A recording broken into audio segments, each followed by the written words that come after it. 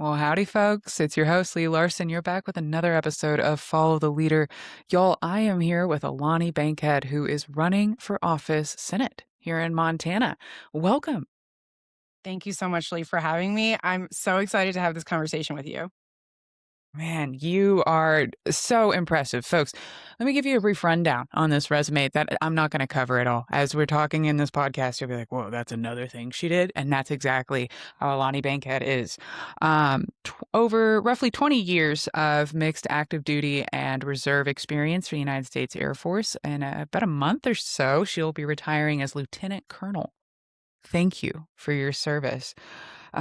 Folks, she focused primarily on child sex trafficking. Bless you for that hard work. My goodness, because you wouldn't seem your bubbly personality is carrying a lot of some dark and intense things that you know about some people around the world. Talk to us about what that was like. Thank you again, and Yeah. folks, let's dive right in.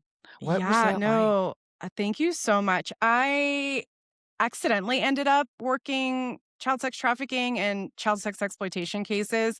I grew up in a military family. I'm third generation service member. My dad was stationed in the embassy in Colombia during the height of Pablo Escobar days. And so I wanted to do counter drug trafficking stuff because I'd seen the impact of drugs on whole cultures and it just made me really mad. So I did everything to get into the Air Force, to tailor my career to drug trafficking.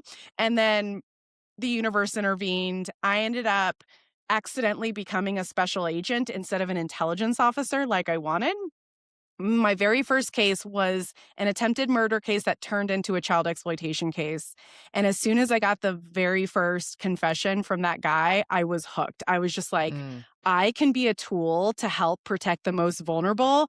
Forget drugs. Like, this is what I want to do. And so at the time, I was in northern Japan. So I worked with the Japanese a lot in arresting pedophiles and traffickers. That was more than 15 years ago at this point. And then ever since then, I've just always had my foot in it. I actually left active duty at 12 years to pursue child sex trafficking first time. So I worked at International Justice Mission, which is one of the world's biggest anti-slavery nonprofits. I was in charge of all their South American child rape, child sex trafficking operations. And we were also teaching host nation law enforcement how to work these cases. And then my husband was still active duty.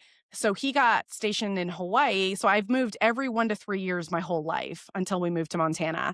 And while I was there, I was the alternate Internet Crimes Against Children Task Force commander. And I started all of the enticement operations and human trafficking child crimes operations. So if you remember To Catch a Predator on TV, all those operations. So none of that was happening before I got to Hawaii. And during my 3.5 years in that job before we came to Montana, we arrested almost 100 pedophiles and traffickers, recovered more than 25 kids. I have a 96% conviction rate in court. I mean, it's wild. And the operations were between 50 and 100 agents from every task force, every police unit. Like, so it was a total team effort, but I saw that my skill set was more than just running the cases. It was building the teams and cultivating the leadership on those teams so that they could replicate the operations elsewhere. So I've been all over the world now teaching people how to do these operations, and they've been replicated. I still get notes from the agents and the investigators letting me know about different successes. And it is really hard work, but there's nothing more rewarding than working these cases and giving our kids the opportunity to live their best lives. Because when you have trauma at such a young age, it's just something that is always with you. And that's what we want to stop, right? This is America. I want kids to grow up free and safe. And it's been my honor to do it.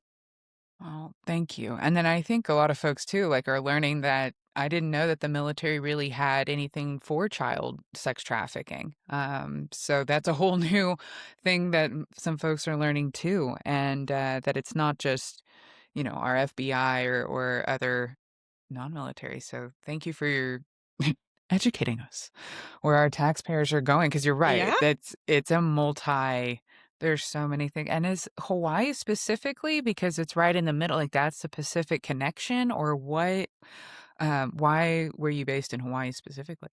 We were in Hawaii because my husband got stationed there. That's right. So yeah, Okay. we have an Air Force base out there. And so interestingly, everybody thinks that trafficking is it's an others problem, right? So every jurisdiction I've been in, and I've worked cases on every continent except for Antarctica.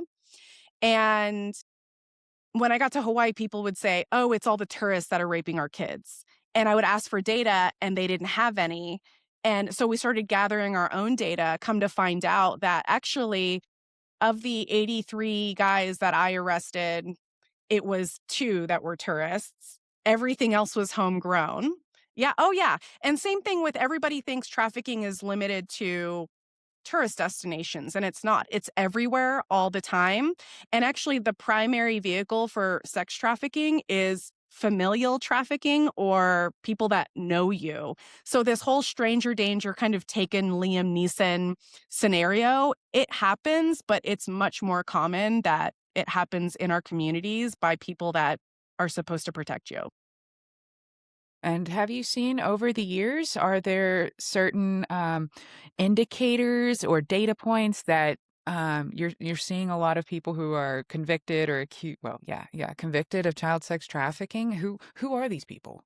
Yeah. Oh, that is such a good question because I really like to use data to fight these problems because oftentimes law enforcement, we're stretched really thin. So you're doing the best you can. But if you don't have the data, you don't know where to concentrate your best efforts. So they're kind of, some of them are trying to do things and it's not quite working. What the data, no matter what jurisdiction I'm in, shows is actually that the biggest demographic of people that we arrest are professing Christian men. So it's between 30 to 40% of all the arrests I've made. So these are the numbers I've collected, and this is the information that I know to be true across there's probably about 200 experts in the United States on this topic, and we all see the same things, right? And so it's interesting because it's easy for people to go after trans or LGBTQ folk, and the reality is that it's not them. And in fact, when I do these operations, the goal is not the arrest. The goal is finding the person that's being abused so that we can get them out of it. But when we facilitate the arrest, that's consequences for what you're doing. But I'm also really doing a deep dive on their whole lives because I want to find survivors. And Right. so it's not just agents, we have intelligence analysts, we have admin staff. It's like a massive military operation, but multi jurisdictional. And actually, the data also shows that about 90% of my suspects, we knew everything about them before they walked out the door. And so it Whoa. comes in really handy when we're in an interview room with them and we already have images of kids that they have contact with and we're asking them like, "Who's this? And what are we gonna find?" Right? So all that to say that because I put a microscope on their lives, none of the people I've arrested have been trans folk. And so it's frustrating because it's easy to direct blame to someone outside of your typical community. But the reality is that if we want to be the solution to this problem, we have to address our participation in it. If men are saying inappropriate things, men, please check other men, right? It starts with these little things. It starts with little comments and then it escalates. And there is a spectrum of perpetrator. It's not just this really egregious, psychologically like can't come back from the brink kind of guy. And they are a minority and those are the kind that we know they can't be rehabilitated. We have to really just put them in jail and leave them there. But there's a whole other spectrum of folks where it's a crime of opportunity and maybe they're not necessarily wired that way, but maybe they had a porn addiction, right? So that's another example of address your porn addiction. And we actually put suspects on polygraphs if they consent to it. And so the ones that come back where they pass their poly in terms of not having previously abused kids, I'll sometimes tell them, and you feel the situation out, right? But I'm like, hey, this is a wake up call from the universe that you need to go get some therapy. And I can see that haven't touched anybody, but these things are a slippery slope. And I'm not necessarily here to be punitive. I want to stop the crime. I want people to heal from their trauma. I want it to just not happen, right? So yeah, it's pretty wild having all the data on that stuff, and it's uncomfortable for people to hear it, right? They don't want to I hear that it's my pastor, it's my police officer, it's the prosecutor, it's whatever. But it is. It's not the guy sitting in his basement. It's businessmen, it's your neighbor. And yeah, so it's, I mean, tough facts, and thank you so much for being willing to bear witness to it, but that's the truth. well, and it brings a lot of question like, yes, absolutely. It's people I didn't know that it was people you were so familiar with. I am like you said, I am thinking of the van and the alleyway, and that's a whole thing, that it's someone you know. Um, the homegrown, that it's local, it's not I yeah, that is such a great point that it's not these out of towners that come in because that's my yeah. When, well, and also, I did have a question on your military and how you're doing all this intelligence and, for the bad guys, that's exactly what we want. But there's also some big concerns that folks have about surveillance and AI and the Mhm. military too. Can you speak to Mm. that a little bit? No, for sure. So I just want to be really clear that I am military, but a lot of the work I've been doing is as a civilian, so not in my reserve capacity. And I only say that because posse comitatus has become a really big deal. So, posse comitatus is a law that we have that says you can't use your military as a law enforcement function. And that's what's being really pushed right now with sending the National Guard into these cities. And the problem is that we as service members enjoy a really special relationship with the American people. And I know this not only for myself, but having deployed and encountered NATO troops, they tell us, they're like, we don't get tax free money. We don't get VA services. Your people care about you a lot. And so I just want to acknowledge that we are super thankful to the American people for the love that you guys give us because we do what we do because we love you, right? And so going back to you were talking about with the military and surveillance and AI and everything. Um is definitely becoming a problem, right? And so there's for the military, we have a whole law. It's basically we call it intelligence oversight. It came out of during the civil rights era. J. Edgar Hoover was wiretapping like MLK Jr. and all these civil rights leaders, and he was using that information against them. When all that information came out, basically what they said was, you cannot use these tactics to attack people for engaging in their constitutional rights. And so Intel oversight is they're so strict with it. I mean, of all the things that we do in the military, it is the strictest. Like for me to do any kind of surveillance on a US person, and there's a very specific definitions of what a US person is, and that includes a person with a green card. Um, I have to get all these legal permissions. I mean, it is a whole process. And so what is troubling right now is that tools are only um helpful if they're in the hands of the right people. And in the hands of the current administration, the lines are really being blurred or like really crossed on what those tools can be used for. And that's why we're having all this conflict right now because there's abuse of power. So you know, certainly post 9/11, that's when all the kind of new rules came in with surveillance, electronic surveillance, and all those things. It's been more than 20 years. It's time for us to definitely relook at that in terms of legislation. Um, it's time for us to look at that also from a social media perspective, right? I've read a lot of literature and soaked up a lot of podcasts and stuff on what causes civil wars and obviously all the conflict we're having right now. And one of the big drivers we all know is unchecked social media and the posting of false information. And so all of that feeds this machine of data mining and collecting intelligence on us. But bottom line is the military and the federal government should not be collecting any data like that on a US person. They're not allowed to investigate a US person unless they have explicit permission. And so it's a very complicated topic, but ultimately the concerns are valid. We're concerned. I'm concerned about what's happening with that right now. Yeah.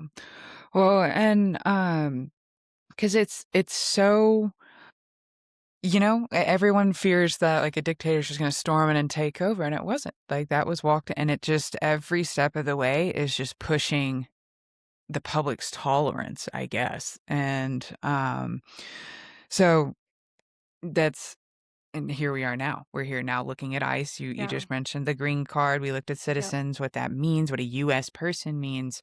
Um I just read that the Senate bill has been killed. They're not going to fund it this time, but I'm sure the fight will the Trump will find his way. So, to bring that back to light. Talk about, what you're seeing around the country, but what have you heard around Montana in terms of ICE and immigration? Yeah, this is so concerning for a lot of people, and my campaign staff have gotten a lot of calls and messages about this, and super valid. First of all, I want to acknowledge that Montana is such a special place to live, and my husband and I chose to move here when he retired because our values most closely aligned with Montana's. I still to this day we were literally pulling luggage out of the car, and a neighbor came by and was just like, "Hey, like, here's some beer," and we're like, "Oh my gosh, this is amazing." Like, we used to wave at neighbors, and they wouldn't wave back, and I'm like, I don't wanna be best friends with you, I'm just saying hi," you know? Right. But but Montana embodies freedom and community and family and like, land, public lands, all these really important values that even though I'm not from here, and listen, I completely recognize that I would prefer to have someone who was born and bred in Montana running.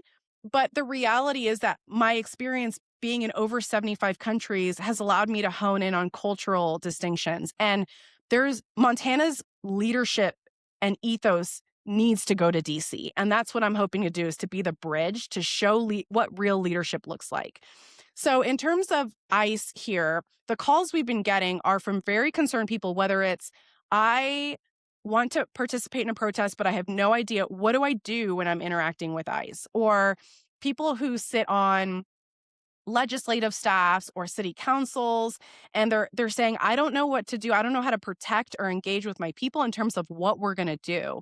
And so I actually I'm hosting a webinar about this on Monday, February 2nd. Yeah, so it will have passed, but anyway, the point is that there's different levels of law enforcement. We have federal, state, local, tribal, military, and they all have different roles to play, and they all have different kind of agreements in place. Maybe they are or aren't in place, right?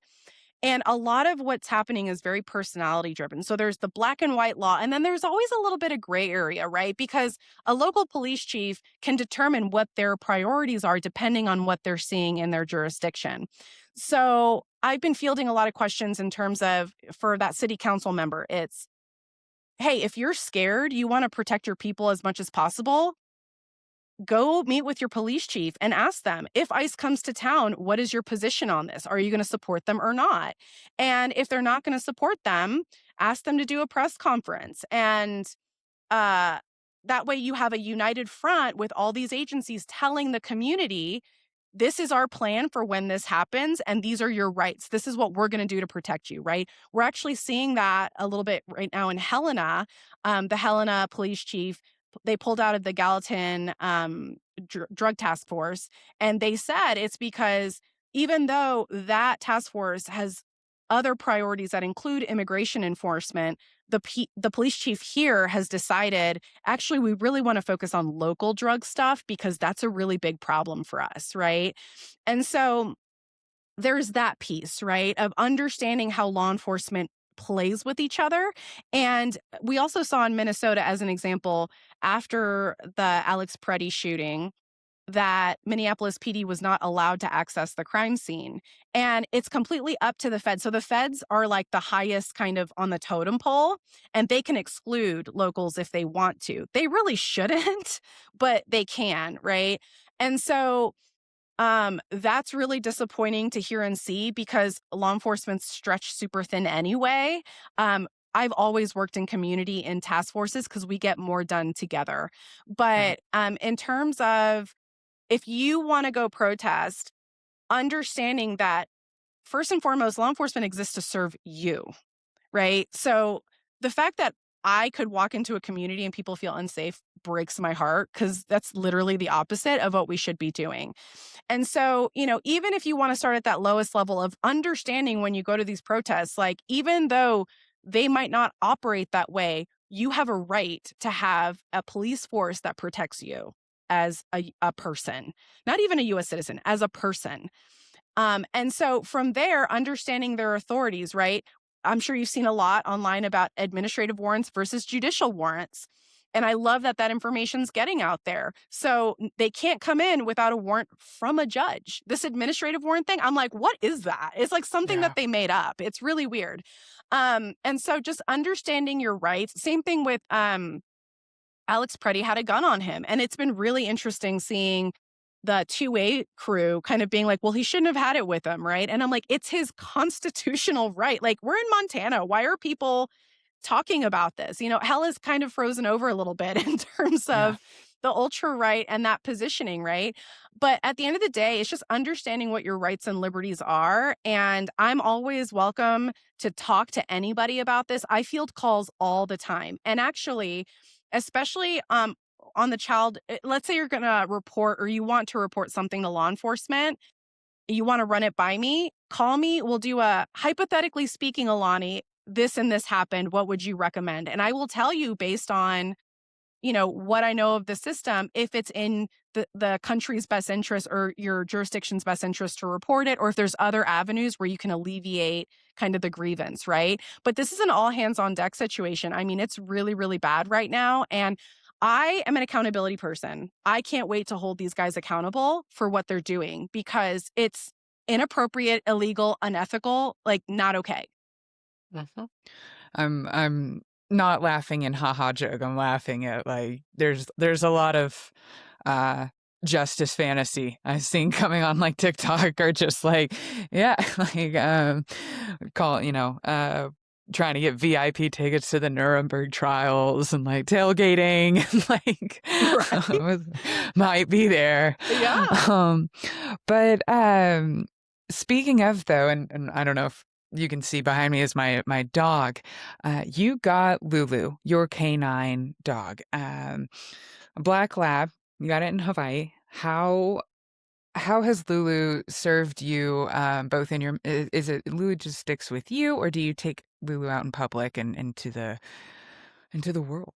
Yeah, no, thank you for asking about her. She's one of the best adventures I've ever been on. And so Lulu is an electronic detection canine. She finds digital media evidence for child sex abuse material cases. So, child sex abuse material is the proper term for child pornography.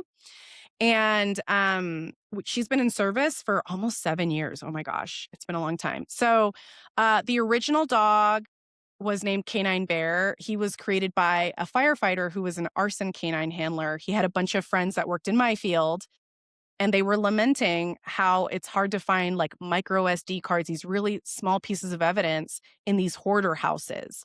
And so they kind of asked him, like, do you think you could train a dog to do that? And he had a hold my beer moment, created Canine Bear. And Bear busted, if you remember Jared Fogle from the Subway commercials, he found a micro SD card taped to the back of an electrical outlet that was screwed into a wall, which no human is going to find, right? No. Right. So after that, they were like, we need to make more of these dogs. So Lulu and I actually did a TED talk on this, how dogs are protecting kids. And there are now over 150 dogs throughout the world. Lulu's number 23. And so, yeah, we worked operations and we did all kinds of crazy search warrants looking for the teeny tiniest evidence. On average, she finds 25% more evidence than a human does. Her treat is chicken and spam because, of course, she is a Hawaiian girl. Uh, but we also do a lot of public engagement because the dog is a great tool I discovered to talking about a really heavy topic. And she doubles as a service or a comfort dog for the kids who were abused. So when they're in the interview room, she would be there doing all of her service dog stuff.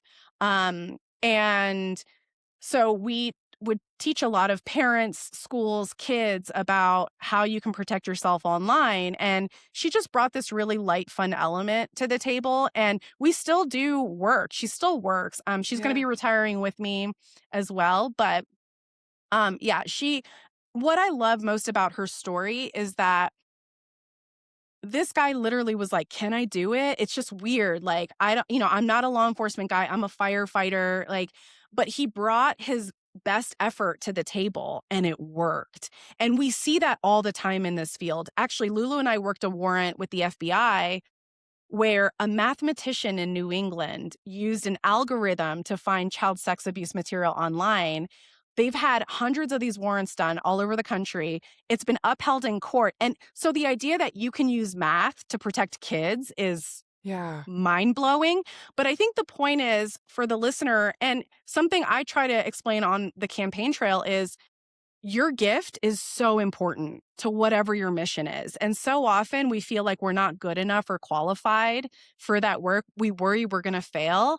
And right now, America needs your gift. Whatever that thing is. I don't care if it's baking pies and then donating the money to whatever campaign you want, right? And I hear all the time on the campaign trail, well, I want to donate, but I don't have a lot of money. And I'm like, honey, $1 is your vote that you're not okay with what's happening, right? Your fundraiser that you host with 3 people, I'm so thankful for that because you want to get in the fight too, right? And I think traditional politics, the struggle is everybody's tired of the status quo. Well, we're the ones that have to change that. So yeah, Lulu is she's inspiring to me and I love sharing her story of, you can literally create anything. Do you have the heart and the courage to do that?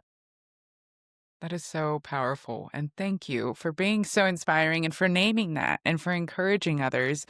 And of course, for using having Lulu help you to push that point. So, there been any opportunity or any yeah, way for you to know the outcomes for some of the children you saved?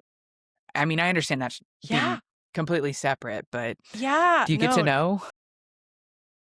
sometimes I do get to know. It's just hard because we're overwhelmed with cases. So, actually, I was talking to some other buddies of mine. They called me because law enforcement, especially since the pandemic, like the number of cyber tips have literally exponentially gone up since COVID, and the resources are basically still the same. And we don't really have time to do a national strategy because we're too busy putting out fires every day. So that's kind of something that we want to work on at the national level. And why they called me, they're like, "We heard you're running for office. Like, let's get some bills passed to help, protect kids." But um I do try to follow up on cases, but honestly, it's really hard because you don't want to intrude, right? Their healing journey is so difficult already. But one of the things that I love is we did an operation in Hawaii, and we actually got an email because I work a lot with the press. I love engaging with the press because I think the community deserves to know what law enforcement's doing.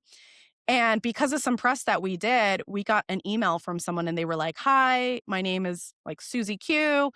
I was recovered in one of these operations 10 years ago. And at the time, I knew that the person I was going with was an undercover, but I didn't say anything to him because I was scared, terrified.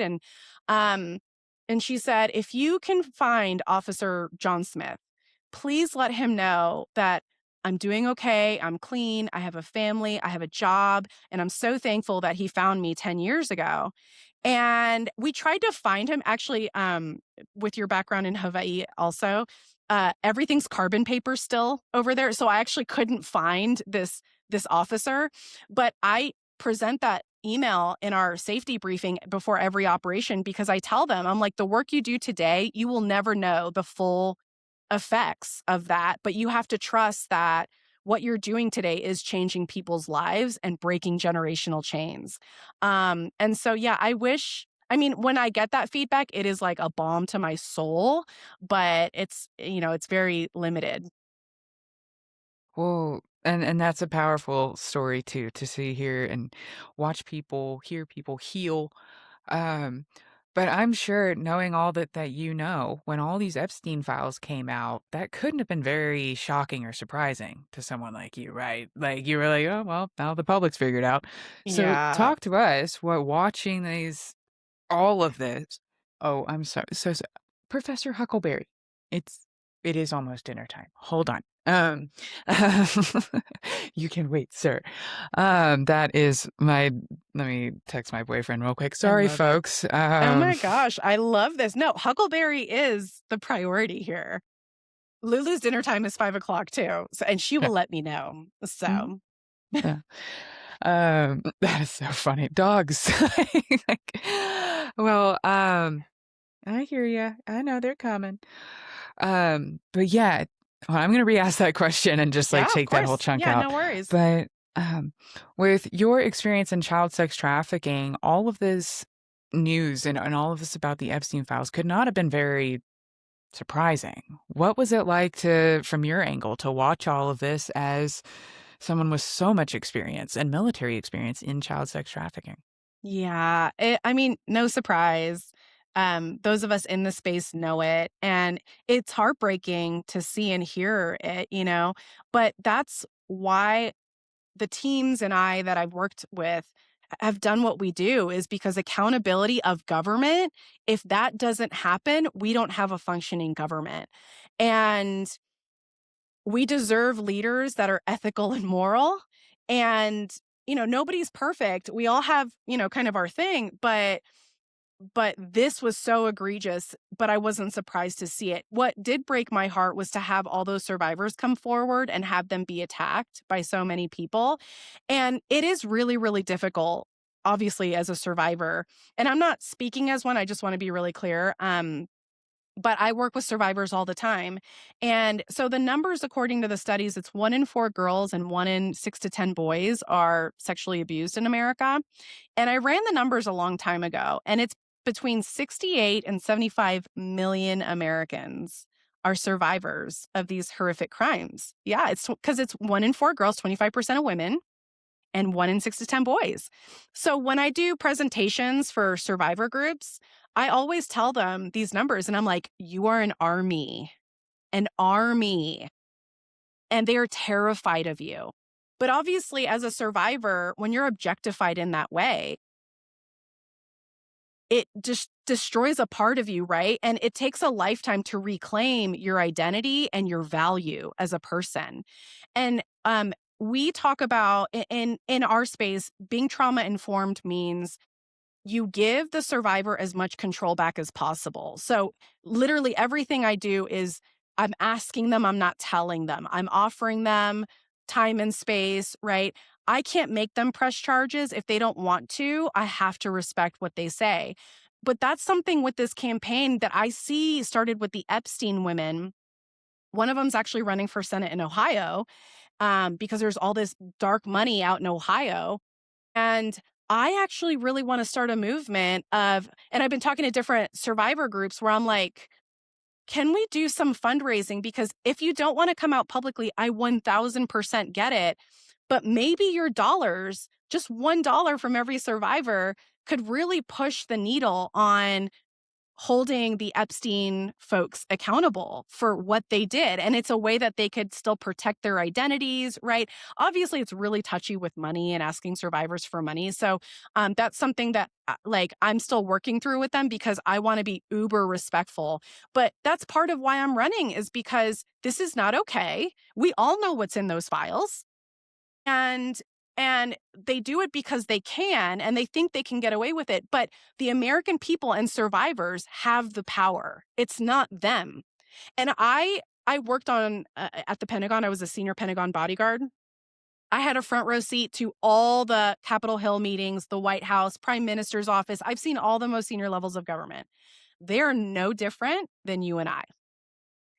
And in fact, some of them, I'm like, you're in charge of what? Like, Right. how did you get here? Right. So often, even before I got that job, I thought that they were a peer politic, like they know something, they're really special, and I was down here.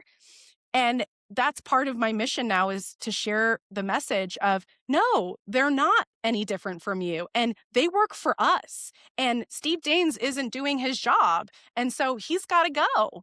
And, I know I'm a nobody in terms of a name because I was too busy working, right? But I have all the relationships in DC, literally, like I call them my get shit done task force of trust built with all the most amazing humans, all the Lees of the world that know how to get things done. And I know how to I know what to do when I get there. It's getting there that is the Right. hard part for me. So, yeah, for Epstein, guys, like it's loud, it's scary. You're more powerful than that whole thing. Absolutely, and, I'm glad you brought that up about, A, them taking back their voice, the running for office. It also just brought a lot to light too about sex work in general and the whole conversation, um, in ways like, not the Megyn Kelly Yeah, determining which age sure. is appropriate, I don't wanna talk Yeah, about yeah. those conversations, uh but what an incredible not how do I wanna say this? Not incredible positive, but just, like, a significant thing for us to really address, and whether it's ICE and Alex Preddy, whether it's Epstein files, like this regime cannot just kick really big things under the rug. And thank you for continuing to hold people's feet to the fire and really work with survivors and give them their voice back. That's really powerful. Thank you. No, thank you so much. And to your point, I also want to point out this is our generation's fight. And America actually has a history of really hard seasons like this. Even 100 years ago, there was an America First movement, and it was really, really bad, right? McCarthyism, the civil rights era, the Civil War. So I want people to have hope that America's been through this and we're going to get through it again because of people like you that are willing to offer up their skills on a podcast and on social media, spreading the word. Whatever your gift is, you got to offer it. Or I really hope that you offer it. I don't want to make you, but there's a great podcast. John Meacham is a historian. He did a podcast during the pandemic called Hope Through History. And when I was struggling, he talks in detail about, guys, this is not new for us. Like, we can do this. We've done it before. And when people ask me if I'm scared, I tell them I'm not, because I've met too many incredible Americans like you, Lee, that just show up to the fight. And I'm like, Psh, I've dealt with bad guys. They're scared. They're weak. They're really pathetic, honestly. They're scared of you. And so I really just want the listener to know that they matter. They have a, oh, no, are you there? Yeah, I'm here. Oh, I'm so weird. That's so weird. My thing changed. Anyway, but yeah, they matter and they have a voice. So thank you so much for letting me point that out. Well, that I that's exactly Hope Through History is, I wrote a paper last spring, and I went to a conference on that paper that was talking about how separation of church and state is what allow religious freedom is what gave women their freedom, and that was directly to, like, show, and,